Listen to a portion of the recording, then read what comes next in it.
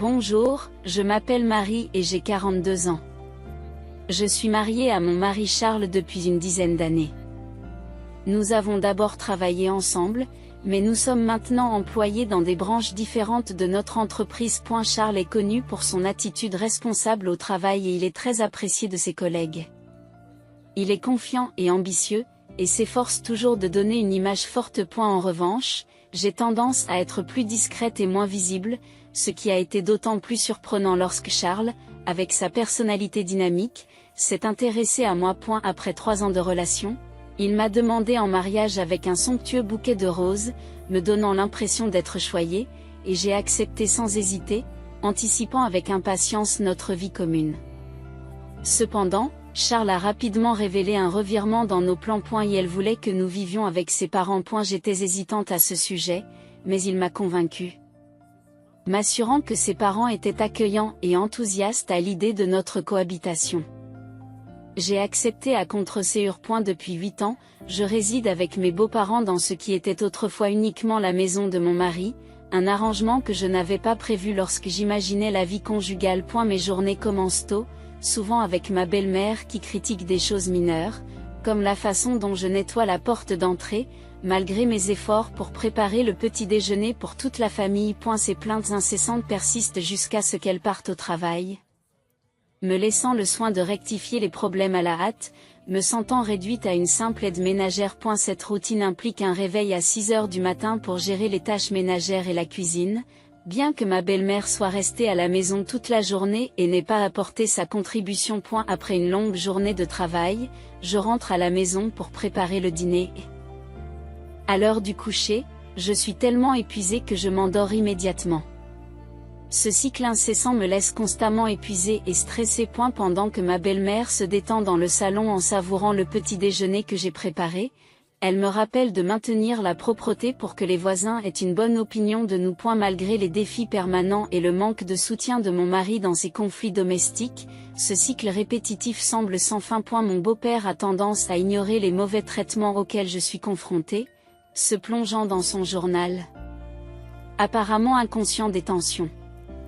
Depuis que j'ai emménagé dans la famille de mon mari, le stress incessant m'a beaucoup affecté. J'ai perdu beaucoup de poids et même mon cycle menstruel s'est arrêté, ce qui nous empêche de concevoir un enfant. Bien que ma belle-mère soit une source importante de ce stress, c'est moi qui suis blâmée pour notre incapacité à avoir des enfants. Il fut un temps où j'étais fière de mon apparence et de mes soins personnels, mais aujourd'hui, je reconnais à peine la femme qui me regarde dans le miroir. Les critiques constantes de ma belle-mère et mon changement radical d'apparence m'ont plongé dans une profonde dépression. J'ai tellement pris l'habitude de me plier à ses exigences que je suis devenue complètement soumise, me sentant engourdie et manquant d'énergie pour ne serait-ce qu'envisager de partir. Et la situation est devenue encore plus douloureuse lorsque j'ai reçu une nouvelle dévastatrice.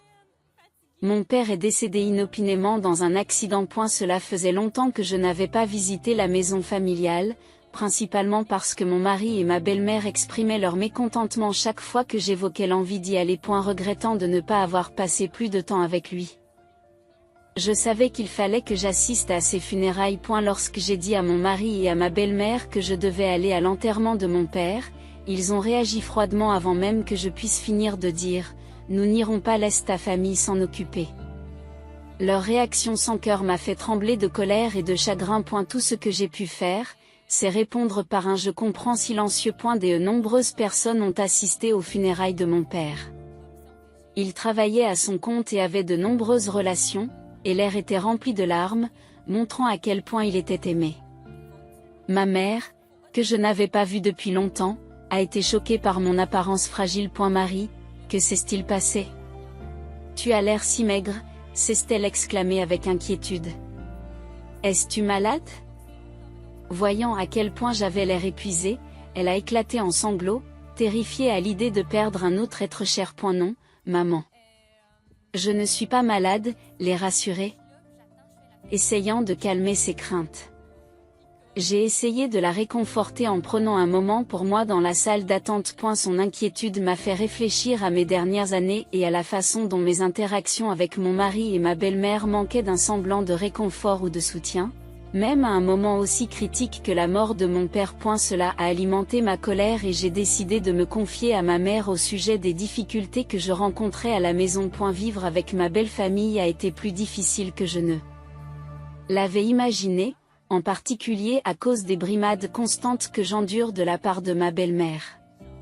Cela m'épuise. Au cours d'une conversation franche, j'ai fait part de ces sentiments à ma mère, qui m'a regardé avec une profonde inquiétude. Je suis heureuse que tu ne sois pas physiquement malade, mais je ne me sens pas mieux pour autant. C'est pour cela que tu n'es pas venu me voir ? Me demanda-t-elle. J'ai hoché la tête, confirmant ses soupçons. Ce qui n'a fait qu'accroître son inquiétude. Elle m'a tendu une feuille de papier en me demandant de jeter un coup d'œil à ce document. Ensuite, réfléchissez bien à ce que vous allez faire. C'était le testament de mon père. Il avait toujours été minutieux et prudent, l'ayant préparé au cas où. En lisant le document, je suis tombée sur une ligne qui a fait bondir mon cœur. Il y était question d'un héritage de 5 millions de dollars. Le choc d'une telle somme m'a momentanément remonté le moral, faisant naître une lueur d'espoir. Avec cet argent, je pourrais construire ma propre maison et quitter la maison de mes beaux-parents, me suis-je dit. L'idée me remplit d'une soudaine bouffée d'excitation et de soulagement. Dès le retour chez mes beaux-parents, j'ai poursuivi mes tâches ménagères habituelles. Mais maintenant que j'avais des projets en tête, je trouvais que la maison était de plus en plus en désordre. Les jours où j'étais préoccupée par mes rêves d'indépendance. Personne d'autre ne semblait disposé à prendre le relais. Tandis que je m'acquittais de mes tâches, je pensais constamment aux 5 millions de dollars dont j'avais hérité. Malgré l'atmosphère tendue qui régnait à la maison, mon désir de rester avec mon mari, Charles, était toujours aussi fort. Un soir, alors que ses parents s'étaient retirés pour la nuit et que nous n'étions plus que tous les deux, j'ai décidé qu'il était temps d'avoir une conversation franche. Il y a quelque chose dont je dois parler. J'ai commencé, rompant le silence. Charles me regarde, une expression d'attente sur le visage. Il s'agit de mon père. J'ai reçu un héritage, ai-je révélé. Oh, combien ? Demanda Charles, une note de curiosité dans la voix. 5 millions de dollars, lui dis-je. Les yeux de Charles s'écarquillent. Un mélange de surprise et d'excitation se lit sur son visage. Il t'a laissé autant ? C'est incroyablement généreux, commenta-t-il, puis il marqua une pause, son ton changeant lorsqu'il ajouta. Nous devrions discuter de la manière dont nous pourrions utiliser cette somme. Nous devrions discuter de la manière dont nous pourrions utiliser cet argent. Je me suis senti soulagé par le fait que Charles semblait réceptif, et j'étais prête à aborder la question principale. C'était le moment que j'attendais pour discuter de notre avenir et de la possibilité de sortir de l'ombre oppressante de ma belle famille. Mais avant que je puisse exprimer mes idées sur l'utilisation de l'héritage pour construire notre propre maison, Charles est intervenu avec une suggestion choquante. Nous devons transférer cet argent sur le compte bancaire de ma mère immédiatement, a-t-il déclaré. Je suis restée bouche bée, pensant qu'il devait plaisanter. Pourquoi ferions-nous cela ? L'héritage est à moi. Il ne serait pas juste de le donner à ta mère. J'ai répondu par un rire, espérant qu'il ne faisait que plaisanter. Et la réaction de Charles a été immédiate et féroce, il a claqué la main sur la table. Que est-ce que tu racontes ? L'argent d'une femme appartient à sa belle-mère, s'exclama-t-il. Ses paroles étaient si extravagantes que j'avais du mal à croire qu'il était sérieux. Son expression sévère m'a fait froid dans le dos. Je suis désolé, mais je ne comprends pas, ai-je répondu, déconcerté. Tout ce que je voulais, c'était suggérer que nous construisions une maison pour nous-mêmes. Mais Charles ne m'a pas laissé parler davantage. Il insistait sur le fait que mon héritage devait être réclamé pour sa mère. Cette nuit-là, j'étais trop choquée pour dormir. Le lendemain matin, alors que je préparais le petit déjeuner, Charles et ma belle-mère m'ont fait face avec des expressions de colère. Marie. J'en ai entendu parler. Tu as hérité de 5 millions de dollars et tu as dit que tu ne me les donnerais pas ? Pour qui te prends-tu ? Demande ma belle-mère. Sa voix est pleine d'indignation. Déjà au courant de l'héritage par Charles, ma belle-mère est inflexible. Cessez de discuter et transférez l'argent sur le compte de mes parents. L'argent d'une belle-fille est notre argent, affirma-t-elle. Leur intention de s'emparer de l'héritage à tout prix était indubitable. J'ai eu beau m'y opposer, ils ont continué à faire pression sur moi. J'ai fini par me taire. C'est alors que Charles a sorti un papier. Tu t'emballes parce que tu as de l'argent. C'est moi qui t'ai soutenu.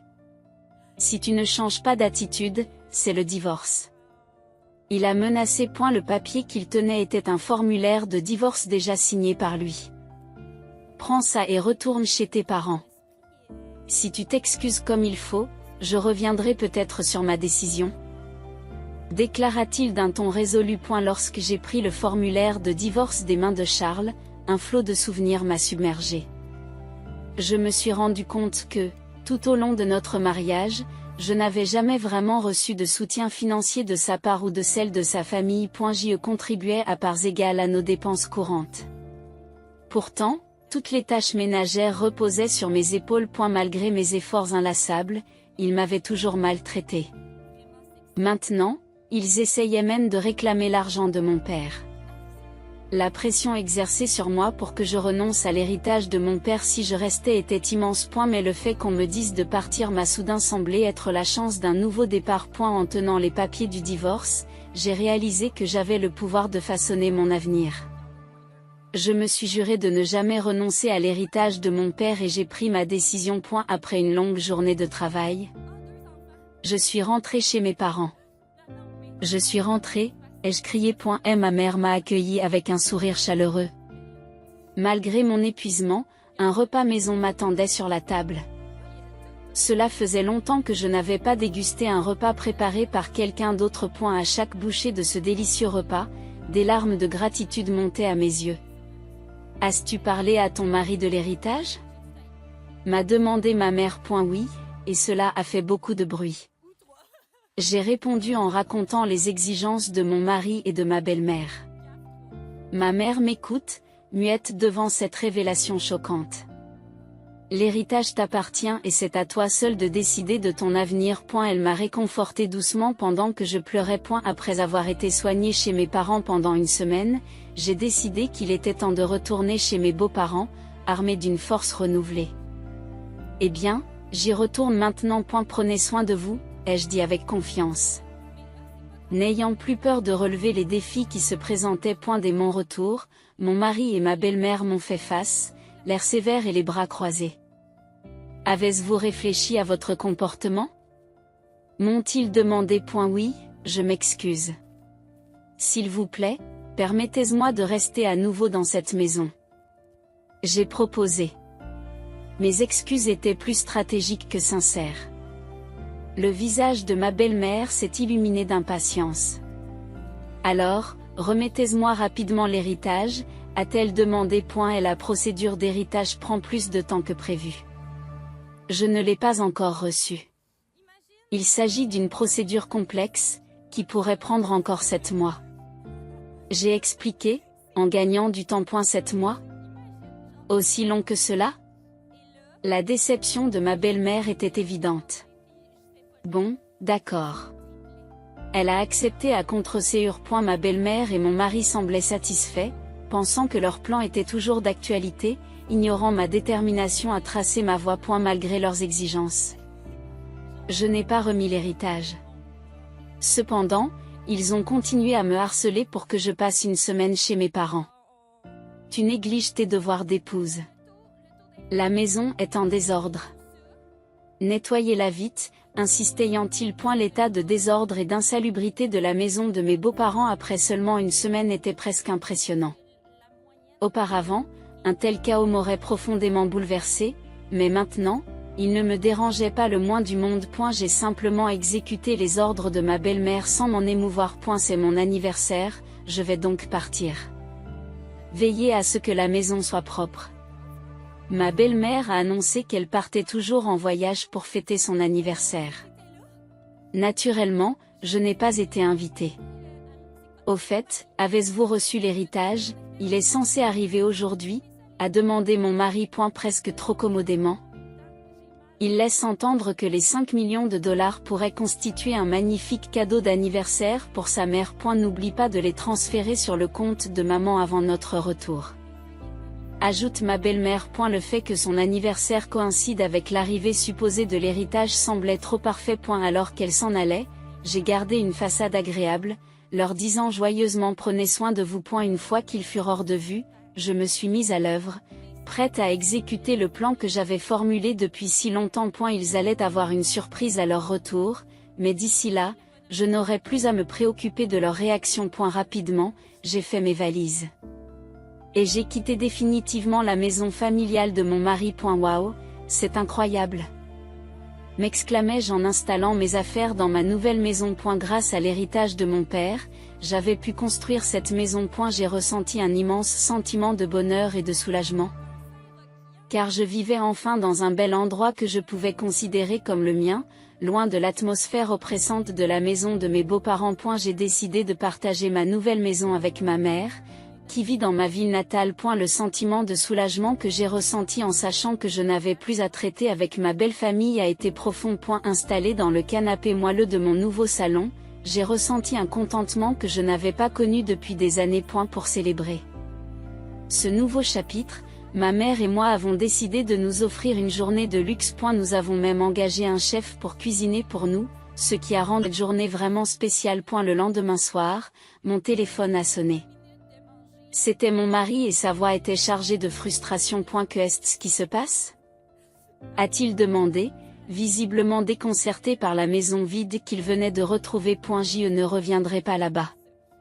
Je ne reviendrai pas là-bas, lui dis-je fermement, espérant mettre fin à la conversation sans autre forme de procès. C'est alors que la voix furieuse de ma belle-mère retentit dans le téléphone. Que est-ce que tu fais? Où es-tu? M'a-t-elle demandé. Tu m'as demandé de nettoyer la maison, alors j'ai emballé mes affaires. Je lui réponds calmement, gardant mon sang-froid malgré son agitation. Ce n'est pas une blague drôle. En plus, tu n'as pas transféré l'héritage. Combien de fois vais-je devoir te répéter que l'argent d'une belle fille est le mien? Elle s'est écriée. Elle s'est écriée, où? Je suis célibataire, tu sais. J'ai répliqué, ma patience s'épuisant. Soudain, ma belle-mère qui hurlait sais-tu célibataire? Me dit-elle, confuse. Eh bien, je suis divorcée. On m'a remis un document de divorce, alors je l'ai soumis. Je suis une étrangère pour vous maintenant. Au revoir, ai-je dit. Et j'ai mis fin à l'appel brusquement. Je n'ai pas pu m'empêcher de glousser en imaginant l'expression de stupeur sur le visage de ma belle-mère. La libération de cette famille oppressante m'a procuré un énorme sentiment de soulagement. Dans les jours qui ont suivi, j'ai reçu de nombreux appels de mon ex-mari. Chaque fois que j'avais du temps libre, je répondais délibérément au téléphone et j'ignorais calmement les insultes de mon ex-mari et de mon ex-belle-mère. J'ai pris soin d'enregistrer tous ces appels. Avec les enregistrements en main, j'ai décidé de demander conseil à la police.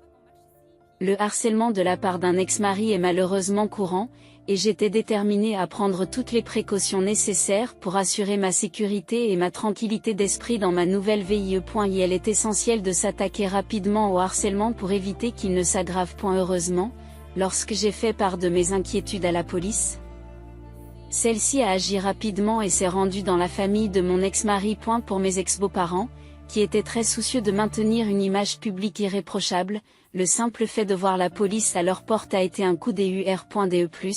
Un collègue de mon ex-mari qui vivait à proximité a vu la visite de la police.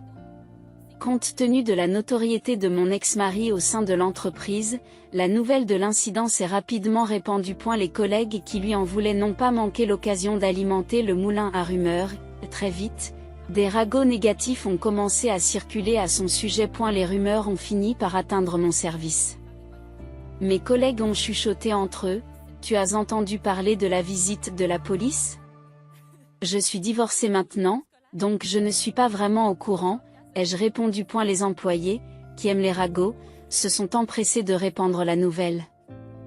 Suffisamment fort pour que d'autres puissent l'entendre. Il n'a pas fallu longtemps pour que la rumeur parvienne au patron de mon ex-mari.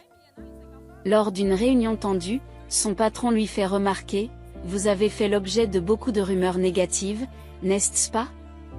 Mon ex-mari, pris au dépourvu, n'a pu que protester. Que est-ce que vous racontez? Je ne peux pas tolérer les hommes qui n'apprécient pas leurs femmes, a poursuivi son patron. DE+, ces rumeurs néfastes risquent de ternir la réputation de notre entreprise. C'est pourquoi j'ai décidé de vous transférer. L'ordre de mutation donné à mon ex-mari était sévère. Un transfert dans une succursale située dans la région la moins productive, comparée par certains à une île déserte. Vous comprenez ce que cela signifie, a ajouté son patron. Tout ce pourquoi mon ex-mari avait travaillé jusqu'alors s'est effondré. Il n'y avait aucun espoir d'avancement dans un avenir prévisible. N'ayant pas la possibilité de refuser, il a dû déménager dans cette région éloignée. Quant à mon ex-belle-mère, elle a probablement été déconcertée par la réputation soudainement ternie de son fils et par les changements dramatiques qui ont suivi. Suite à ces bouleversements, mon ex-belle-mère a eu du mal à faire face à la nouvelle réalité, à savoir qu'elle ne pouvait plus vivre avec son fils. Cet isolement l'a conduite à se replier sur elle-même. Au fil du temps, elle a développé des symptômes de dépression.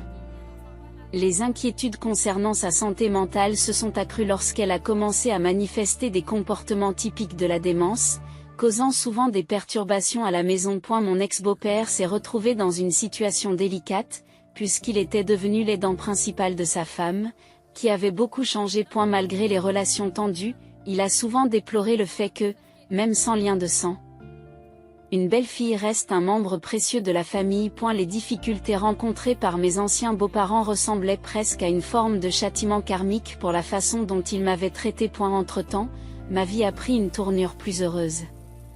Vivant désormais avec ma mère, nous avons commencé à jardiner dans notre grand jardin. Ce nouveau passe-temps m'a apporté une joie et une satisfaction immenses, que je n'aurais peut-être jamais découverte si j'étais restée dans ce foyer oppressif. Le jardinage a non seulement revitalisé mon esprit, mais aussi amélioré ma santé physique, qui s'était auparavant détériorée sous le stress de la vie avec ma belle famille. J'y suis chaque jour reconnaissante d'avoir pris la décision de rompre les liens avec eux et j'ai depuis trouvé le vrai bonheur et la paix dans ma nouvelle vie avec ma mère.